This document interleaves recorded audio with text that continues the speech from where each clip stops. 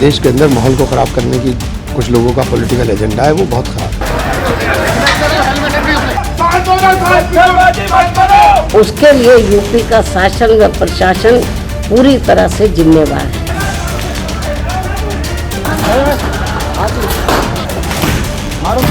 अगर बटेंगे तो कटेंगे। आप देख सकते हैं कि किस तरह की सिचुएशन हमारे देश में है। इस तरह की बातें करके क्यों हमारे बीच में, हिंदू मुसलमानों के बीच में एक टेंशन पैदा किया जाता है। चुनाव के चर्चा न हो पाए, हमारी आपकी प्रेस गड़बड़ा जाए, इसलिए जानबूझ करके सुबह सर्वे की टीम दी। समाजवादी पार्टी को लोकतांत्रिक व्यवस्था में न्यायपालिका पर कोई भरोसा नहीं। अब देश बर्दाश्त नहीं करेगा जिस ढंग से उन्होंने हमला किया।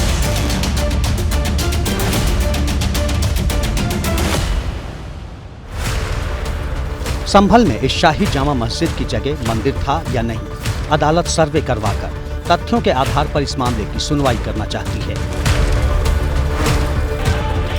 लेकिन हिंसा के बाद अब संभल में भी मंदिर मस्जिद वाली सियासत शुरू हो गई है। बीजेपी की सांसद कंगना रनौत ने संभल की घटना पर राय देते हुए कहा कि एक हैं तो सेफ रहेंगे। अगर बटेंगे तो कटेंगे। आप देख सकते हैं कि किस तरह की सिचुएशंस हमारे देश में ऐसे एरियाज भी हैं जहाँ पे जाना ही अलाउड नहीं है इवनिंग के बाद। मुझे लगता है कि हम सबको एकजुट होकर इस चीज की निंदा करनी चाहिए। केंद्रीय मंत्री गिरिराज सिंह ने इसे सरकारी तंत्र पर हमला बताया है। अगर कानून पर ये हमला है, ये लोकतंत्र पे हमला है, ये भारत पर हमला है, देश बर्दाश्त नहीं करेगा, उत्तर प्रदेश बर्दाश्त नहीं करेगा। बीजेपी के प्रवक्ता ने कहा है कि ये मुगलिया सल्तनत का दौर नहीं है। जो लोग कानून को हाथ में लेंगे उन पर कार्रवाई होगी। ये मुगलिया सल्तनत का दौर नहीं है जहां आप जोर दबाव के आधार पर किसी प्रकार की कार्रवाई कर सकते हैं। अपील करके अगर किसी प्रकार की आपत्ति है तो ऊपरी अदालत में जाना। कानून व्यवस्था संभालने के लिए बहुत कठोरता से कार्रवाई की जाएगी। समाजवादी पार्टी के राष्ट्रीय अध्यक्ष अखिलेश यादव ने कहा कि बीजेपी ने संभल में जानबूझकर विवाद करवाया है। ये जानबूझ करके सरकार ने कराया है। ये जो संभल में हुआ है, बीजेपी सरकार, प्रशासन सब ने मिलकर कराया, जिससे कि चुनाव के धांधली पर, चुनाव की बेईमानी पर चर्चा न हो सके। बीएसपी प्रमुख मायावती ने सरकार पर सवाल उठाया है। वो हिंसा के पीछे प्रशासन को जिम्मेदार ठहरा रही है। संभल जिला सहित पूरे मुरादाबाद मंडल में काफी तनाव की स्थिति व्याप्त थी। उसके लिए यूपी का शासन व प्रशासन पूरी तरह से जिम्मेवार है। कांग्रेस नेता इमरान मसूद ने सुप्रीम कोर्ट से मामले का संज्ञान लेने की अपील की है।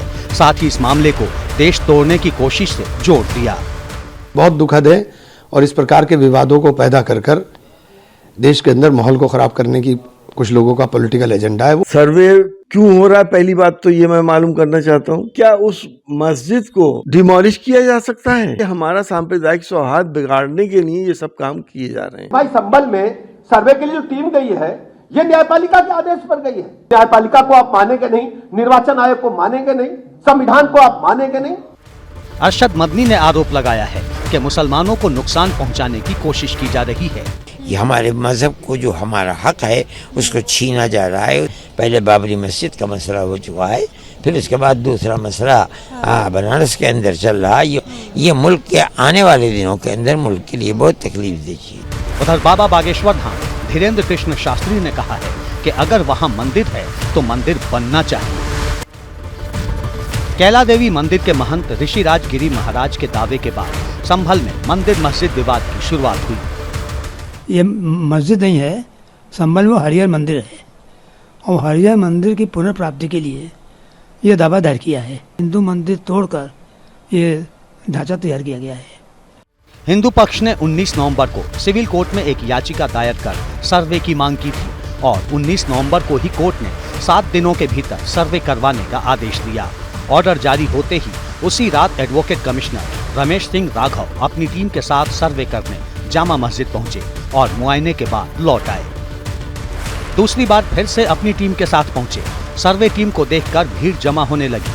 देखते ही देखते वहां मौजूद लोग उग्र होने लगे और तनाव की स्थिति बन गई। सर्वे का विरोध कर रहे लोगों के बीच से पत्थरबाजी शुरू हुई और इस हिंसा में नोमान, बिलाल और नईम नाम के 3 युवकों की मौत हो गई। सर्वे का काम है वो कोर्ट के आदेश से पहली बात तो हो रहा है। दूसरी बात यह है कि सर्वे का काम पीसफुली चल रहा था, अभी तक कोई भी दिक्कत नहीं आई थी।